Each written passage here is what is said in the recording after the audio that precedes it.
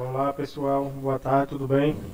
Como é que vocês estão? Estamos aqui com mais uma aula remota e hoje iremos falar sobre a Grécia, né? E a Grécia está dividida em períodos, que é o período pré-homérico, homérico, arcaico, clássico e helenístico. Mas hoje iremos ficar apenas em dois, o pré-homérico e o homérico. Vamos lá. Grécia, o berço da sociedade ocidental. Por que, professor, o berço da sociedade? Porque lá surgiu a democracia, porque lá surgiu a filosofia, porque lá surgiu as Olimpíadas, a literatura. Por isso que a Grécia é o berço da sociedade ocidental. E onde foi que a Grécia se desenvolveu? Ela se desenvolveu aqui na Península Balcânica, né, no continente europeu, na divisa aqui com o continente asiático. E tudo começou na ilha de Creta. A ilha de Creta, ela dominou toda essa extensão de terras aqui. Como foi que surgiu sua formação, como se deu? A Grécia, ao que tudo indica, inicialmente foi ocupada por aglomerado de povos, por vários povos chegaram até lá, e em diversas levas, né? Pois inicialmente eram povos nômades e agrícolas, ou seja, eram povos nômades que migraram para essa região e lá se fixaram, construíram famílias, né? Desenvolveram a agricultura, desenvolveram o comércio e a Grécia se tornou o berço da civilização ocidental. Como é seu território? O litoral grego é bastante intercortado, o que facilitou o surgimento de muitos portos naturais. O relevo é marcado por suas montanhas, como vocês estão vendo na imagem. Podemos observar o topo da montanha mais alta da Grécia, o Monte Olimpo. Na época, os gregos acreditavam ser o lugar onde os deuses moravam, ou seja, os gregos eles eram politeístas, acreditavam em vários deuses, né? Os deuses sobrenaturais de Deus, o Zeus, o Todo-Poderoso. E para estudar a Grécia, temos que dividir ela em períodos. Qual foi a divisão desses períodos? Em 5. Existe o período pré-homérico, o homérico, o arcaico, o clássico e o helenítico. E cada um deles tem um significado. O pré-homérico é o surgimento da Grécia, a ocupação, como foi que esses povos chegaram lá. Aí vem o período homérico, que é a formação dos genes, ou clã, né, que são as bases familiares. E para ajudar esse período, o que a história conta é o que está escrito em Ilíada e na Odisseia. Justamente esses poemas que deram origem ao filme A Guerra de Troia, né, que vocês assistiram o documentário. Tem um período arcaico, que é a formação das cidades, das polis, né? É o período das monarquias, das oligarquias, das tiranias e surgimento da democracia. O período clássico, que é o apogeu da cultura, é a ascensão de Esparta e Atenas, as duas maiores cidades e estados gregas, que a gente vai estudar isso já nas próximas aulas. E o helenístico, que é a decadência e choque com os romanos e os macedônicos. Então é o fim vamos assim, desse apogeu da Grécia. Sua economia, como era sua economia, professor? A economia grega era baseada no cultivo de oliveiras, trigo e vinhedos, né, conforme as suas possibilidades e condições geográficas. Como vocês viram, as condições da Grécia para o desenvolvimento da agricultura não era muito favorável. O relevo montanhoso era inicialmente um obstáculo para as comunicações comerciais, superado pelas habilidades dos mares, ou seja, os gregos desenvolveram a habilidade no comércio marítimo.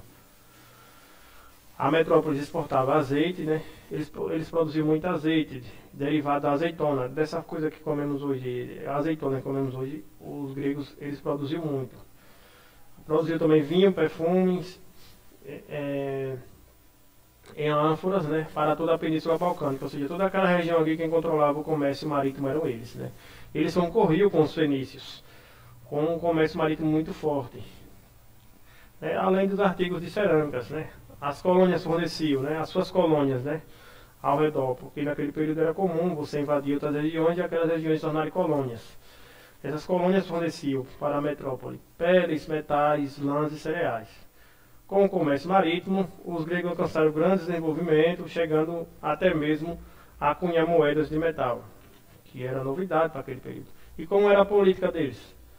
Ao contrário do que temos hoje, a Grécia Antiga não chegou a formar um Estado unificado, ou seja, não tinha não tinha um Estado centralizado, existia cada território, aqui como vocês estão vendo, tinha suas cidades, estados, suas polis, que se destacavam. Seu território era formado, ocupado por várias cidades autônomas, né? As polis, cada uma delas com suas próprias organizações sociais, religiosas, políticas e econômicas. As principais cidades do estado foram Esparta, aqui, né? Atena ao lado, né? Tebas e Creta aqui. E onde ocorreu a Guerra de Troia fica mais acima. Ou seja, esse período pré-homérico que nós estamos estudando, que é o início de tudo, o início da Grécia. No período pré-homérico chegaram vários povos, né? Aqueus, Jônios, Eólios e Dórios. Chegaram e se fixaram na região, né? Com ondas sucessivas, cada um ocupando, disputando território e derrotando o outro, e ampliando assim a cultura grega. Durante muito tempo, as únicas informações sobre esse período posterior à invasão dos Dórios na Grécia Antiga vinha dos poemas épicos, né, de Ilíada e Odisseia, atribuído a Homérico. Daí denominou-se o período de Homérico. Ou seja, esse período leva o nome de Homérico justamente por causa dos poemas que ele escreveu. Só temos conhecimento desse período justamente por causa desses poemas. E tudo começou na ilha de Creta, onde uma sociedade desenvolveu o comércio, né? A Creta que governou, né? Dominou toda essa região aqui. Relatos históricos contam que... Como foi que esse povo chegou aí, professor? Já que era mar, até uma ilha. Então, relatos históricos contam que esse povo já tinha técnica de navegação. O povo chegou aí, a sociedade chegaria através do mar, né? Através de barcos. Chegaram nessa região, desenvolveram essa região, e essa região se tornou-se o maior entreposto comercial dessa região. Como não tem muito relato histórico, o que se sabe eles não tinham construções muradas, viviam do comércio marítimo, né? O comércio marítimo era esse: cerâmica, armas, joias, etc.